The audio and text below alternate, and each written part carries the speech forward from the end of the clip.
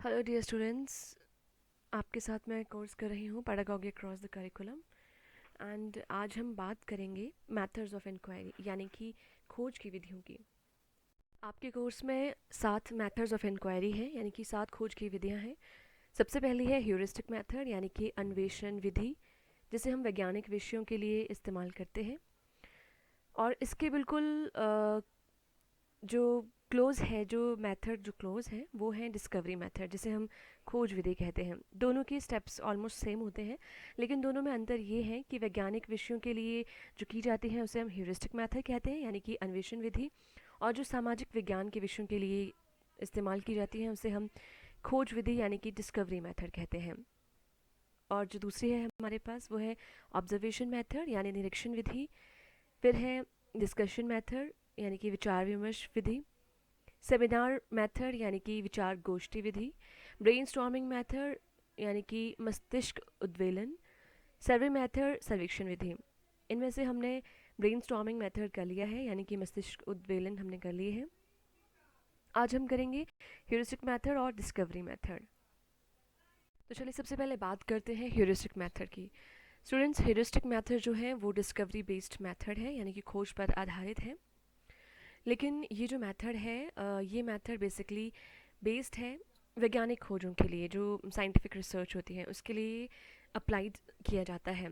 इसका श्रेय जाता है H.E. आर्मस्ट्रॉन्ग को, जो कि लंदन के सिटी एंड गिल्ड्स इंस्टीट्यूट में केमिस्ट्री के प्रोफेसर रहे हैं।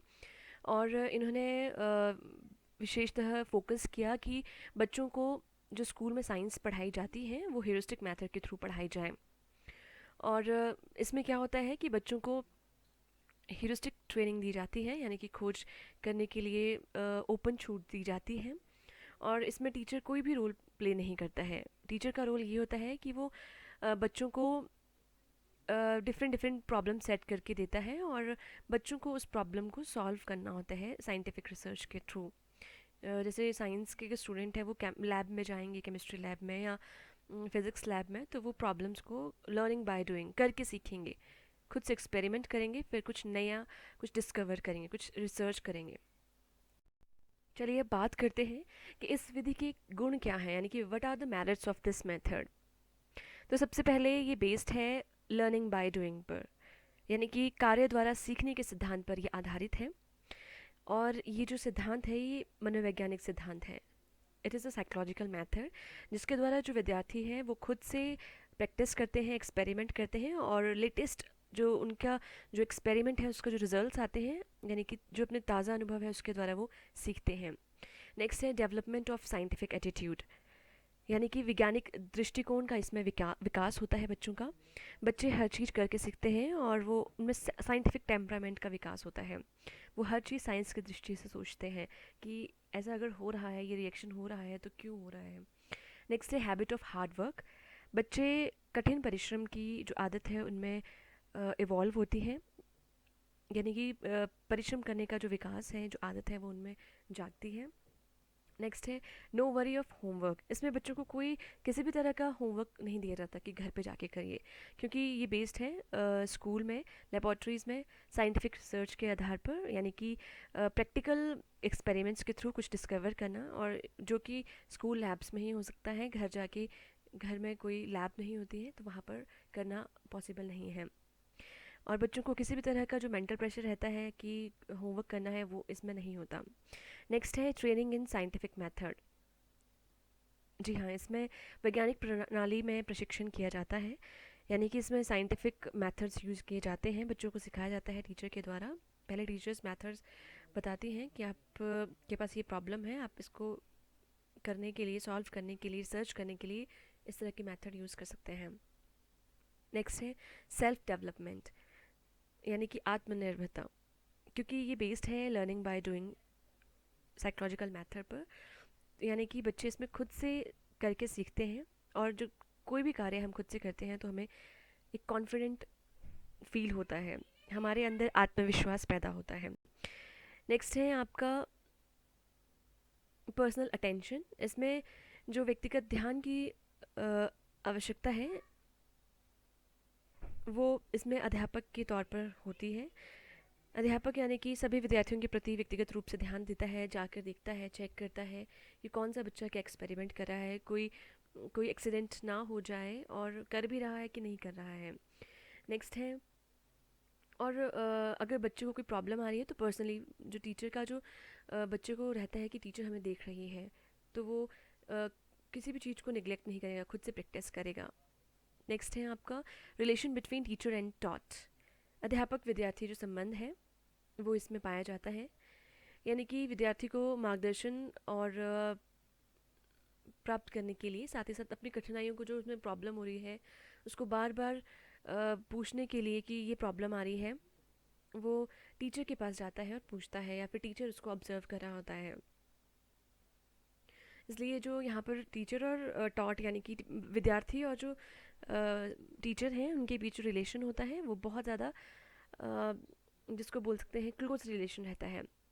पर्सनली जाके स्टूडेंट अगर कुछ पूछना चाहता है अपने रिसर्च के बारे में तो वो जाके पूछ सकता है, या टीचर पर्सनली जाके बच्चों को इंडिविजुअली चेक कर सकता है। नेक्स्ट है आपका गेन ऑफ नॉलेज। ऑब्वियसली जब रिसर्च हो रही है, डिस्कवरी कर रहे हैं, तो इसमें आपको नए नए ज्ञान की प्राप्ति होती है, और सबसे बड़ी बात है बच्चा खुद से करके इसमें सीखता है। ओके, चलिए बात करते हैं लिमिटेशंस। इस मेथड के क्या क्या अवगुण हैं या इसमें क्या क्या कमियां हैं। सबसे पहले जो कमियां हैं वो है स्लो स्पीड, यानी कि धीमी गति। क्योंकि ये जो मेथड है बेस्ड है लर्निंग बाय डूइंग, तो बच्चे अगर हर चीज़ अगर लर्निंग बाय डूइंग से सीखेंगे, तो आप इमेजिन करिए वो टीचर अपना सिलेबस कैसे कंप्लीट करेगी। और कोई भी एक्सपेरिमेंट करने के लिए ज़रूरी नहीं है कि जो एक्सपेरिमेंट किया जा रहा है उस पर आपको सही रिजल्ट मिले। हर बच्चे की अपनी कैपेसिटी होती है, इंडिविजुअल डिफरेंसेस होते हैं। तो हो सकता है एक बच्चे को 15 मिनट लगे एक डिस्कवरी करने के लिए, एक रिसर्च करने के लिए, किसी को 1 घंटा, किसी को पूरा दिन। तो ये थोड़ा डिप्लोमेटिक या थोड़ा डिफ़िकल्ट रहता है इस जो रिसर्च इसके थ्रू बच्चों को सिखाने के लिए। नेक्स्ट है स्ट्रेस ऑफ ह्यूरिस्टिक अप्रोच, यानी कि अनुसंधान विधि पर इसमें ज़्यादा बल दिया जाता है। अगर साइंस है, सपोज साइंस में भी वेरियस टॉपिक्स होते हैं और हर टॉपिक के लिए आप लैब में नहीं जा सकते हो, और हर चीज़ के लिए आपको रिसर्च की ज़रूरत नहीं है, या फिर हर टॉपिक के लिए रिसर्च मेथड ही अप्लाई करना डिफ़िकल्ट रहता है। नेक्स्ट है आपके लिए स्ट्रेस ऑफ लेबॉर्ट्री वर्क। इसमें बच्चों को बहुत ज़्यादा लेबॉर्ट्री वर्क करना पड़ता है, लैब में जाना पड़ता है, और वहाँ पर काम करते हुए बच्चों के दिमाग पे ये भी प्रेशर रहता है कि हमें टीचर ऑब्जर्व कर रही है, हमें ये जो केमिकल है या कोई भी इंस्ट्रूमेंट है वो किस तरह से ढंग से यूज़ करना है, कोई एक्सीडेंट ना हो जाए। तो ये भी स्ट्रेसफुल रहता है कि जल्दी से जल्दी इतने टाइम लिमिट में भी हमको ये काम करना है, डिस्कवरी करनी है। नेक्स्ट है not useful for tiny toads, यानी कि छोटे बच्चों के लिए ये हेल्पफुल नहीं है, क्योंकि ये जो मेथड है ये हायर स्टडीज़ में ज़्यादा हेल्पफुल है। छोटे बच्चों को अगर आप लैब ले जाओ और उनसे कुछ एक्सीडेंटली कोई जार टूट जाए या कोई ट्यूब टूट जाए, तो उनको कुछ चोट लग जाए, केमिकल्स कुछ उन पे गिर जाए, तो इसमें खतरा रहता है कि बच्चों को छोटे बच्चों को ये जो मेथड है इसके थ्रू ना पढ़ाया जाए। नेक्स्ट है कॉस्टली मेथड। यस, इसमें बहुत सारे इक्विपमेंट्स, केमिकल्स का यूज़ होता है, डिफरेंट डिफरेंट इंस्ट्रूमेंट्स यूज़ होते हैं, तो ये क्वाइट डिफ़िकल्ट है, कॉस्टली है। और नेक्स्ट है आपके पास नो अवेलेबिलिटी ऑफ बुक्स। और आपने देखा होगा कि जो बुक्स हैं, एनसीईआरटी की बुक्स हैं, या फिर कोई भी गवर्नमेंट स्कूल की बुक्स हैं, वो इतनी अप्रोप्रिएट नहीं होती हैं कि हर जो आपका थ्योरी है उसके लिए एक्सपेरिमेंट उसमें मेंशन हो। टीचर को एक्स्ट्रा वर्क करना पड़ता है और खुद से उसमें एफर्ट्स डालने पड़ते हैं, बच्चों को तैयार करना पड़ता है कि ये एक्सपेरिमेंट है। तो अप्रोप्रिएट बुक भी नहीं मिलती है कई बार इस अप्रोच को अप्लाई करने के लिए, ह्यूरिस्टिक मेथड को के थ्रू बच्चों को न्यू न्यू डिस्कवरीज करवाने के लिए। गवर्नमेंट स्कूल्स में कई बार लाइब्रेरी में ऐसी बुक्स नहीं होती है जहाँ पे ये मेथड्स प्रॉपरली एक्सप्लेन्ड हो, जिससे बच्चे एक्सपेरिमेंट कर सके। नेक्स्ट है सीक्वेंस ऑफ प्रॉब्लम्स, क्योंकि इसमें जो प्रॉब्लम है उसको सीक्वेंस वाइज डिस्कवर करना पड़ता है। तो अगर प्रॉपर सीक्वेंस इसमें नहीं आप फॉलो करोगे तो आपको जो रिज़ल्ट है या फिर जो आपकी रिसर्च है वो फेल होने के इसमें चांसेस रहते हैं। Next is modern discoveries. As you know कि बच्चे लर्निंग बाय डूइंग करके यानी कि खुद से करके इसमें सीखते हैं। तो डिस्कवरीज तो होती है, लेकिन जो मॉडर्न डिस्कवरी है, जो ऑलरेडी उनकी जो बुक्स में मेंशन्ड है, आप बच्चों को वही करवाओगे बीइंग अ टीचर, या फिर बच्चे वही करेंगे जो उनके सिलेबस में लिमिटेड सा कंटेंट है। लेकिन जो मॉडर्न डिस्कवरीज है वो उससे थोड़े अनटच्ड रहेंगे, कुछ भी नया नहीं कर पाएंगे। तो एक तरह से ये सारी कमियां इस मेथड के थ्रू अगर आप पढ़ाते हो तो इसमें पाई जाती हैं। ओके, अब बात करते हैं अगले मेथड की, जो कि बिल्कुल सिमिलर है ह्यूरिस्टिक मेथड की, यानी कि डिस्कवरी मेथड। इसे हम खोज विधि भी कहते हैं, और ये सोशल साइंस यानी कि सामाजिक विज्ञान में इस्तेमाल की जाती हैं। वेल स्टूडेंट्स, आपने देखा होगा कि सोशल साइंस में फैक्ट्स होते हैं, कॉन्सेप्ट होते हैं, और उस पर आधारित पुरानी जो इतिहासकार हैं वो, या पुरातत्व जो विद हैं वो रिसर्च करते हैं, खुदाई करते हैं, उनको नई नई कुछ, जैसे मोहनजोदाड़ो या फिर हड़प्पा संस्कृति है, हड़प्पा सिविलाइजेशन है, ये इसके एग्जाम्पल है। इस तरह की रिसर्च खोजें की जाती हैं इसमें। लेकिन जो साइंस है, यहाँ पर फॉर्मूला होता है, केमिकल्स होते हैं जिनको हमने, कुछ प्रिंसिपल्स होते हैं, लॉज होते हैं फिज़िक्स में, तो इसको हमने रिसर्च करना होता है साइंस की लैब में। दोनों में इतना ही डिफरेंस है, दोनों में रिसर्च होती है लेकिन अलग अलग तरह की खोजें होती हैं इसमें। नेक्स्ट है आपके पास जो ह्यूरिस्टिक मेथड है, वो जिसमें सब्जेक्ट मैटर है वो काफ़ी ज़्यादा वास्ट नहीं होता है। लेकिन जो सोशल साइंस है उसका जो एरिया है वो बहुत ज़्यादा वास्ट है। जहाँ पर हम सोशल साइंस में बात करते हैं पास्ट की, वहीं हम ह्यूरिस्टिक मेथड में प्रेजेंट की बात करते हैं, कमिंग फ्यूचर की। Discovery is related to past events while heurism is concerned with phenomena at present. Next है आपके पास, अगर हम सोशल साइंस के एग्जाम्पल, फॉर एग्जाम्पल जैसे आप देख सकते हो, एग्जाम्पल है आपके पास कि जो औरंगजेब की दक्षिण भारत में जो फेलियर थी, कि वो वहाँ पर क्यों विफल रहा, तो उसके लिए हम उसके इतिहास में खोजेंगे। वहीं अगर हम जानना चाहें कि किसी भी एरिया की जो एग्रीकल्चर है, या फिर कोई लैंड में कोई फर्टिलिटी नहीं है, कोई उपजाऊ नहीं है, तो क्यों ऐसा हो रहा है, तो उसको हम ह्यूरिस्टिक मेथड के थ्रू रिसर्च करेंगे। दोनों में इतना ही डिफरेंस है। Now let's have merits of this method. इस विधि की क्या क्या खूबियाँ हैं या फिर गुण हैं, लाभ हैं, हम बात करते हैं। जैसा कि आपको पता है कि ये बिल्कुल सेम है, सिमिलर है ह्यूरिस्टिक मेथड के। तो ऑब्वियसली यहाँ पर सीखने के सिद्धांत पर बल दिया जाता है, यानी कि लर्निंग बाय डूइंग। नेक्स्ट है आपके पास, नेक्स्ट आप बोल सकते हो कि हैबिट ऑफ हार्ड वर्क इसमें फॉर्मुलेट होती है, परिश्रम करने की आदतें। जो मेरिट्स आपकी ह्यूरिस्टिक मेथड की हैं वो काफ़ी यहाँ पर भी मैच करती हैं। और इसके अलावा जो बच्चों में आत्मनिर्भरता आती है, यानी कि self development is there, personal attention is required here, व्यक्तिगत ध्यान की यहाँ पर भी ज़रूरत है, क्योंकि बच्चों को इसमें भी रिसर्च करनी पड़ती है, खोज करनी पड़ती है, पुरानी चीज़ों को देखना पड़ता है, प्लेस पर जाकर, स्पॉट पर जाकर, या फिर कुछ फैक्ट्स को इकट्ठा करना पड़ता है। साथ ही साथ इसमें भी होमवर्क बच्चों के पास नहीं होता है, और बच्चे जो हैं इसमें खुद से करके सीखते हैं। इसमें बच्चों को नए नए ज्ञान की प्राप्ति होती है, ऐसा ज्ञान जो कि पुराना इतिहास पर आधारित है। वैसे ज्योग्राफी भी आपका सोशल साइंस का ही पार्ट है, तो आप ये बोल सकते हैं कि डिस्कवरी मेथड में दोनों तरह के ज्ञान प्राप्त होते हैं बच्चों को, प्रेजेंट पास्ट के भी ज्ञान प्राप्त होते हैं। और इसके अलावा जो रिलेशनशिप है टीचर और टॉट के बीच में, यानी कि अध्यापक विद्यार्थी के जो संबंध हैं वो भी इसमें काफ़ी अच्छे हो जाते हैं।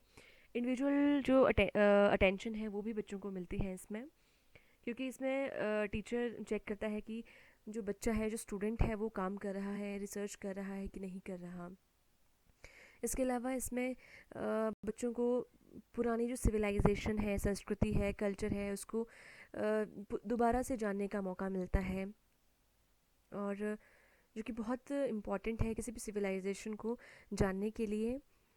आज की जो प्रेजेंट जो हमारे जनरेशन है वो अपने पुराने ट्रेडिशन, कल्चर, कस्टम्स को भूल रही है, तो इस मेथड के थ्रू वो अपने कल्चर को रिवाइव कर सकते हैं। और बच्चे के इसमें काफ़ी कुछ पेरेंट्स से भी सीख सकते हैं, पेरेंट्स की भी हेल्प ले सकते हैं, उनसे भी उनकी एक्सपीरियंस ले सकते हैं किसी टॉपिक के रिगार्डिंग। अगर सोसाइटी में कोई आप टॉपिक ले रहे हैं, बच्चों को कोई सोसाइटी से रिलेटेड कोई टॉपिक दे रहे हैं, तो वहाँ पर वो अपने पेरेंट्स की भी हेल्प ले सकते हैं। साथ ही साथ इसमें बच्चों को प्रश्न पूछे जाते हैं, बच्चे क्वेश्चनेयर बना सकते हैं, और टीचर से भी बच्चे हेल्प ले सकते हैं, क्वेश्चन पूछ सकते हैं कि हमें ये कैसे करना है। और इसमें मतलब टीचर और बच्चों की आपसी भागीदारी इसमें रहती ही रहती है। Collaboration of teacher and peers you can see here in this method. Okay, now let's have demerits, और इस जो विधि के कमियां हैं या अवगुण हम बोल सकते हैं वो क्या है। ह्यूरिस्टिक मेथड की तरह ही ये जो मेथड है वो काफ़ी टाइम कंज्यूमिंग है, और इसके साथ साथ अगर हम बात करें कि इसमें बच्चों को फ्रेमवर्क पे काम करना बहुत ज़रूरी है। अगर बच्चों के पास एक प्रॉपर प्लान आउट नहीं है तो बच्चे इसमें कंफ्यूज हो सकते हैं। तो सबसे पहले अगर हम कोई भी काम करते हैं, पहले प्लानिंग करते हैं, उसके बाद उस पर इम्प्लीमेंट होता है। तो हर बच्चे का जो प्लान आउट करना है, देखना है, वो काफ़ी डिफ़िकल्ट रहता है। अगर टीचर सब बच्चों को नहीं देखेगी, उसके प्लान को नहीं देखेगी, तो वो जो डिस्कवरी है वो नहीं हो पाएगी प्रॉपरली। बच्चा कंफ्यूज हो जाएगा, कहीं और ही बहुत सारे मतलब अनटच्ड फैक्ट्स उसको मिल जाएंगे, और वो डिसाइड नहीं कर पाएगा कि कौन सा परफेक्ट एलिमेंट है या कौन सा परफेक्ट जो फैक्ट है वो इस डिस्कवरी के लिए सफिशिएंट है। नेक्स्ट है आपके पास कि आपने देखा होगा इसमें लर्निंग बाय डूइंग पे एम्फेसिस है, और बच्चे ज़रूरी नहीं है कि वो एकेडमिक्स के साथ साथ ये कर पाएँ, क्योंकि ये बहुत टाइम कंज्यूमिंग है। जो स्कूल की जो प्रैक्टिस है, जो प्रॉपर करिकुलम बना रहता है, उसके अंतर्गत अगर बच्चे उतना ही टाइम इन रिसर्च और डिस्कवरीज को भी दें, तो ये बहुत हर सब्जेक्ट में अगर ये इसी तरह से बच्चों को पढ़ाया जाए डिस्कवरी मेथड के थ्रू, तो सिलेबस जो है वो प्रॉपर टाइम पे नहीं हो पाएगा complete.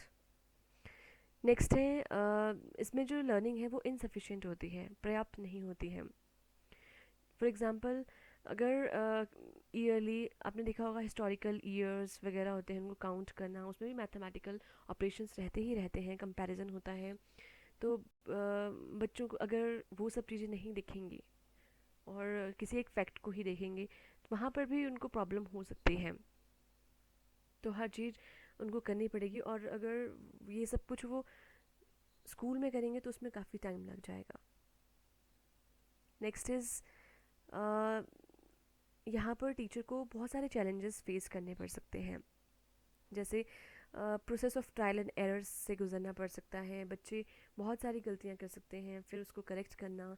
Again trial and error मतलब बच्चे ट्राई करेंगे और टीचर उसमें गलतियाँ निकालेगी। ऑब्वियसली जब बच्चे सीख रहे हैं तो उसमें एरर तो होंगे ही होंगे, जब तक कि प्रॉपर डिस्कवरी ना हो जाए, प्रॉपर रिजल्ट तक वो ना आए। तो ये बहुत टाइम कंज्यूमिंग है। हो सकता है इसमें टीचर में बहुत ज़्यादा बाइसनेस भी आ जाए कि ये इंटेलिजेंट स्टूडेंट है, ये जल्दी करेगा, तो वो उसको करेक्ट करेगी और बोलेगी इसको देखो। ये भी चांसेस रह सकते हैं इसमें। और ये जो है मेथड वो न्यू डिस्कवरीज के लिए तो अप्रोप्रिएट है ही, लेकिन इसमें फ्यूचर की जो डिस्कवरी है, फ्यूचर से संबंधित जो विषय हैं उस पर हम काम नहीं कर सकते डिस्कवरी मेथड के थ्रू, क्योंकि इसमें जो पुरानी चीज़ें हैं उस पर ही काम किया जाता है। और हर सब्जेक्ट में इस तरह का जो कंटेंट हम देखते हैं वो नहीं होता है। कुछ जैसे कि सोशल साइंस के लिए अप्रोप्रिएट है, लेकिन बाकी सब्जेक्ट्स के लिए हम ये नहीं बोल सकते कि अप्रोप्रिएट विधि है। सो डियर स्टूडेंट्स, आज हमने पढ़ा ह्यूरिस्टिक मेथड यानी कि अन्वेषण विधि, और डिस्कवरी मेथड यानी कि खोज विधि। दोनों सिमिलर हैं, बस दोनों में डिफरेंस ये है कि जो आपका ह्यूरिस्टिक मेथड है वो वैज्ञानिक खोजों के लिए, वैज्ञानिक यानी कि साइंटिफिक रिसर्च के लिए यूज़ किया जाता है और हाई लेवल के लिए ज़्यादा अप्रोप्रिएट है। वहीं जो आपका डिस्कवरी मेथड है वो सामाजिक विज्ञान यानी कि सोशल साइंस के जो स्ट्रीम्स हैं उस पर ज़्यादा अप्रोप्रिएट रहता है। इस तरह की डिस्कवरीज करने के लिए ज़्यादा सुटेबल है, और दोनों ही आपस में बहुत मिलते हैं, दोनों के बहुत सारी फ़ायदे भी हैं और काफ़ी लिमिटेशंस भी हैं, यानी कि दोष भी हैं। आपको इसको रिवाइज़ करना है, लर्न करना है और अपनी असाइनमेंट्स बनानी है सेपरेट नोटबुक में।